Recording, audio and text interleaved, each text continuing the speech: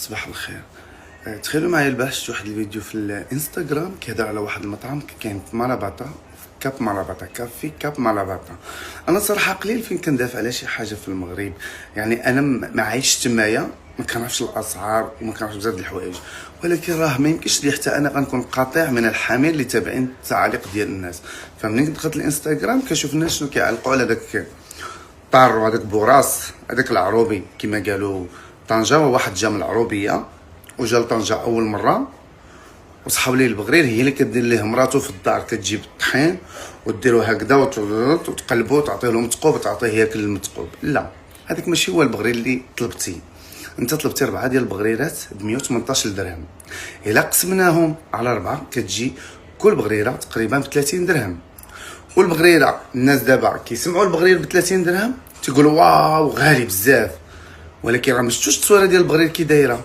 راه البغريره اللي طلب راه فيها املو، بعدا هي كبيره، عليها املو اصلي على حقو طريقو، عليه اللوز، حداه البنان، حداه شويه ديال لاكلاص ايس كريم، وحداه الزواق بالليمون.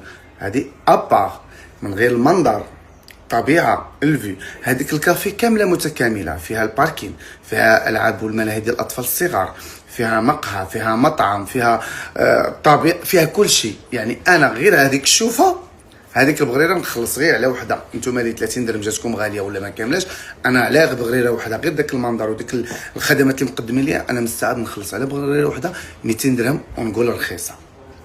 نجيو للكريب. الكريب بزاف ديال الناس يسحب لهم الكريب واحد هكذا دير عليه الشكلاط وعطيه ب 35 درهم. لا، دخلوا شوفوا التصاور وما تصاور، شوفوا التصاور اللي كيهضروا عليهم هاد وجوه النحس اللي كيحاربوا المشاريع في المغرب.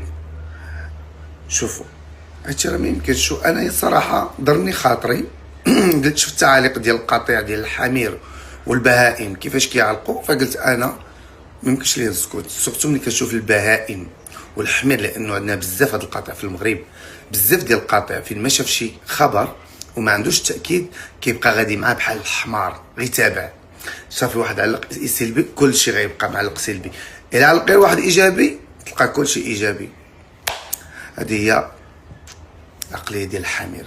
المهم تحيه لكاب مرابطة. انا ما تنعرفكم، ما جيت عندكم، ما كليت عندكم، ولكن دخلت الانستغرام ديالكم وشفت التصاور، شفت الخدمات ديالكم وشفت التعاليق ديالكم في الانستغرام ودرت هذا الفيديو. اما انا ما تنعرفكمش والله يسهل عليكم، انا كلمه الحق ما نسكتش عليها. تحياتي لكم، والله يوفقكم، مادام كيهضروا عليكم الا وانتم واصلين.